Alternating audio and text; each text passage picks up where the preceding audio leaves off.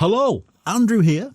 Now, in this video, I'm doing something totally different. Normally, I'm straight into the techniques, teaching you stuff that you can use to get results. That's what I like to do. But in this video, we're going to be doing something different. We're going to mix it up a bit. I want to share the techniques that I use to take $750 and then turn it into an 8-figure business in 4 years. Because I want you to see just how easy it is and how you can maybe take parts of what I did and then use it to grow your business. But before I show you exactly how anyone can create a profitable business with very little capital, smash that like button like a boss and give the subscription button a thumb too. Now, before we get started, I don't want you getting the wrong idea here. This ain't one of those videos where I'll spend like 10 minutes trying to convince you I'm some super marketing genius and you should buy some overpriced product I'm selling because that's the missing piece you're looking for. Because first, well, I ain't got nothing to sell. And second, the objective here is to teach you stuff. It ain't to sell you stuff. I want you to see just how using the right strategy, a normal guy like me can take a small amount of money and turn it into a life-changing amount. I'm going to share exactly what I did and what I could have done when I started to make more money, if I'd have known what I'm going to tell you. And I'm also going to unpack it so you can lift some of the techniques that I use and then apply it to your business. If nothing else, I want to prove to you that you can do what I did. Now, for those of you who don't know, I made my money in digital course creation. But if you're not into creating courses, well, you know what? That's fine. It really doesn't matter. Most of the techniques I use will work in pretty much any digital business. In fact, I'd love to hear what area of business you're thinking of going into. Let me know in the comments below. Anyway, so here we go. In 2007, I had a company selling other people's training products. I was an affiliate. Sure, I was making money, but such is life. Things changed. Forces beyond my control, they forced me to move towards creating my own courses. I actually teamed up with a guy from Canada and together we formed Infinite Skills. Now, when it comes to starting a new business, which I've done a few times, I don't just like throwing money at it. I think it's far better to start with a very modest amount and then use sweat equity to make it grow. It removes the risk. It makes you far more creative at finding solutions. So that's exactly what we did. The figure we decided on for our startup fund was $750. Now, I should point out that we didn't use the whole $750. We bought a domain name, paid for hosting for 12 months, and that was pretty much it. Left us with a few $100s in the bank as a safety net. So we decided on what we were going to do, which was create online courses. But here's a problem. The first problem that we faced, we were going up against some really stiff competition. There was lynda.com, which is now known as LinkedIn Learning, and a couple of other really well-funded competitors.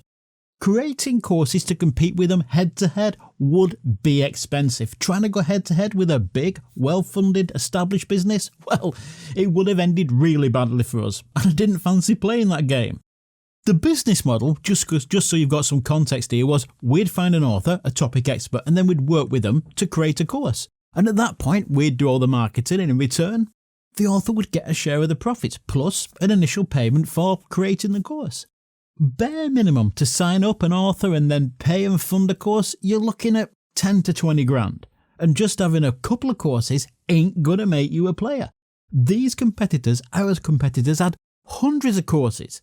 To go head to head, you're gonna be looking at spending as a minimum, you're going to need a couple of $1 million.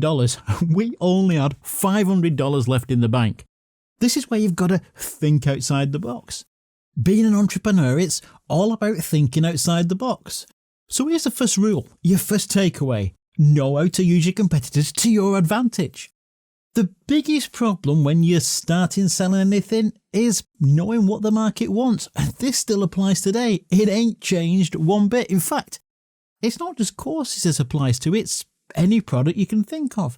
You've got to know what's selling, what the market wants, and we had no real idea. We could guess, but we couldn't be sure, and we didn't have the funds to try and start figuring it out. But I knew who could tell us. Our competitors, they would tell us. So I called up lynda.com. Now, of course, I didn't just call them and say, hey, What's your best selling courses? Because, well, one, they wouldn't have told me. And two, just because they were selling a lot of a certain product didn't mean that we would. They may have cornered the market for that topic for some reason. If you're into course creation, you may have already identified two important points I'm getting at here. The first point is validation. Validation is likely one of the most important tasks that you should do, and it doesn't matter if you're into course creation or not. No matter what product you're selling, you've got to find out exactly what your customers want. If you try and figure out what they need, you're gonna fall flat on your face. There's a huge difference between need and want. If you want to gain any kind of traction, stop trying to sell them what they need and start by offering them what they want. Once you've got them as a customer, then and only then you can start to move them around to what they need. The second point is I'm looking for a niche. I'm thinking about what holes the competition aren't really serving in the market that well, what parts they're overlooking. Finding the niche, just like validation, is super important. You want to be finding sectors of the market that aren't being exploited. This is the low-hanging fruit. Anyway, long story short, I asked to be a reseller for lynda.com. I was going to jump into bed with the company I was going to be in competition with. Long term, of course. I'd got no intention of being a reseller. What I wanted was products I could sell to build revenue, and I wanted feedback so we could create our own content and then deliver it to a waiting market. I wanted my competitor to fund my startup costs. Pretty cheeky, really. Now, I know exactly what you're thinking. If they've already got a course and I'm just reselling the same course, surely I'm going to just be competing directly with them. How could I hope to win against the main company who makes a product and also sells it directly? Why will people buy from me when they could get it from an established company, the company that actually sells it, for the same price? And here's the second business lesson. Sales, it's all about positioning and perception. Most companies do a really bad job at writing sales copy. Most copy really sucks. They release a product, write a description, stick up a couple images, and that's it. They get lazy. If you're selling anything online, your images and your product copy, they're your digital storefront. You've got to make it really stand out. We'd systematically go through their products, then I'd rewrite the copy for our website, and because I didn't want to go paying for ads, I'd write the copy to appeal to both the customer and the search engines. It took me a while and it was hard work, but boy, did this pay off. And here's the thing, the next lesson.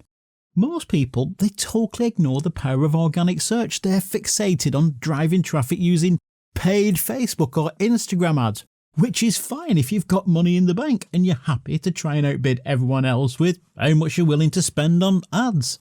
But there's so much traffic you can pick up for nothing, and it isn't that hard. In fact, it's getting easier. More people are just trying to throw money at driving traffic with ads, totally ignoring the free traffic. Just by using really simple, nothing fancy SEO techniques like including keywords in your title, using page headers, using keywords in your body copy. This is simple stuff that anybody can do and should do. By using just free organic traffic, I think in the first month we sold like $200 worth of products. Not much, I know, but month 2 we did much better. We did about $4,000. And by month 6, I think we were doing like 20 grand a month, all from free organic traffic. No ad spend, no paid ads at all. So the takeaway here is don't ignore free traffic. You don't have to get super technical, real basic stuff. It makes a huge difference. Now, if you've got a website, landing page, blog, whatever, I can tell you, with just the minimum amount of effort, you can pick up traffic, good converting traffic, for free. Now, when we started getting traction, making sales, and we had revenue coming in, but just as importantly, we had data on what we're selling.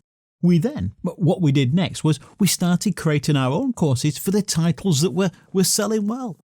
We ended up on our first year making over 300 grand. And I should say, just so you know, that once we'd started to generate revenue, we did also start to run paid ads, but we also still paid attention to getting free organic traffic. But had I known then what I know now about how to train new authors, the people that we hired to create the courses, we'd have made a whole lot more money with our own content. But I didn't know. I quickly found out that most people creating a course, well, they never get finished. The problem was we couldn't afford to pay professional authors. We were taking people who had never created a course before and we were trying to teach them how to create content. And it was hard. The failure rate for anyone creating a course first time round, it's really high. It's insane. It's like 86%. 86% of all new courses, they never get finished. And that's still true today. Most people who start to create a course fail. They never manage to finish it. And I'll admit it took me a while to figure that out. It took me a few months to come up with a strategy that would pretty much allow anybody to be able to create a course right out of the gate. But when I did eventually figure that out and made it easy for anyone to create their first course, things really took off. By the end of year 2, we totally ditched lynda.com and we were creating 100% of our own courses. Now, I don't feel too bad for lynda.com. They sold out to LinkedIn for $1.5 billion. So I don't think they're going to be that bothered in the slightest. Going forward, we went from strength to strength, and in 2013, we sold Infinite Skills to O'Reilly Media. We ended up doing pretty well out of it.